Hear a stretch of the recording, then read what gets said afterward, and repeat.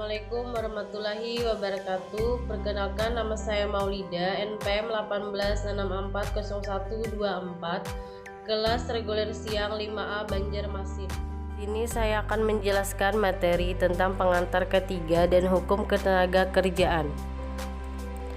Pengantar ketiga, risiko kecelakaan kerja bisa terjadi kapan saja. Untuk itu, kesadaran mengenai keselamatan dan kesehatan kerja menjadi sangat diperlukan. Undang-Undang Nomor 1/1970 dan Nomor 23/1992 mengatur mengenai keselamatan dan kesehatan kerja. Keselamatan dan kesehatan kerja adalah suatu kondisi dalam pekerjaan yang sehat dan aman, baik itu bagi pekerjaannya, perusahaan maupun bagi masyarakat dan lingkungan sekitar pabrik atau tempat kerja tersebut. Keselamatan dan kesehatan kerja juga merupakan suatu usaha untuk mencegah setiap perbuatan atau kondisi tidak selamat yang dapat mengakibatkan kecelakaan.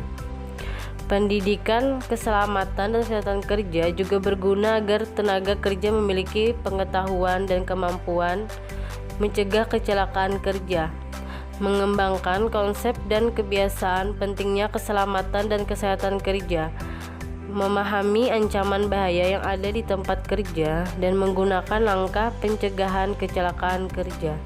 Ketiga itu sendiri adalah komponen yang menjadi bagian dari jam sostek. Dalam hal ini, ketiga yang bisa disediakan perusahaan, misalnya alat keselamatan kerja seperti helm, rumpi, sepatu, dan sebagai berikut.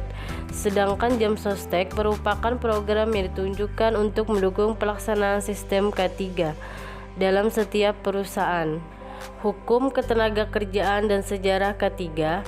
Hukum ketenagakerjaan di Indonesia diatur di dalam Undang-Undang Nomor 13 Tahun 2003 tentang ketenagakerjaan. Hukum ketenagakerjaan mengatur tentang segala hal yang berhubungan dengan tenaga kerja, nada waktu sebelum, selama, dan sesudah kerja.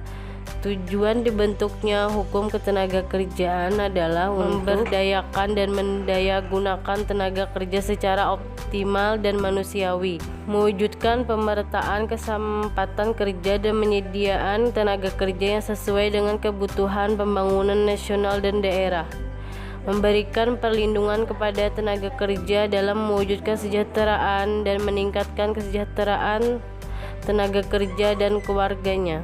Sejarah K3. Sejarah keselamatan kerja di negara Indonesia K3 dimulai setelah Belanda hadir di Indonesia pada era ke-17 saat itu. Permasalahan keselamatan kerja di lokasi Indonesia mulai terasa untuk melindungi modal yang ditanam untuk industri.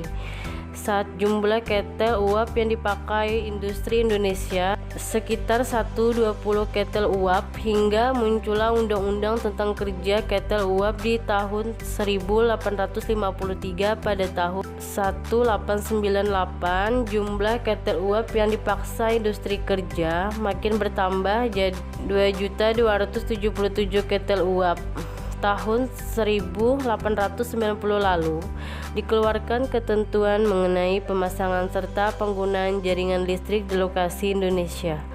Menyusul pada tahun 1907 dikeluarkan ketentuan mengenai pengangkutan obat, senjata, pentasan, peluru, serta beberapa bahan yang bisa meledak serta berdampak pada keselamatan kerja.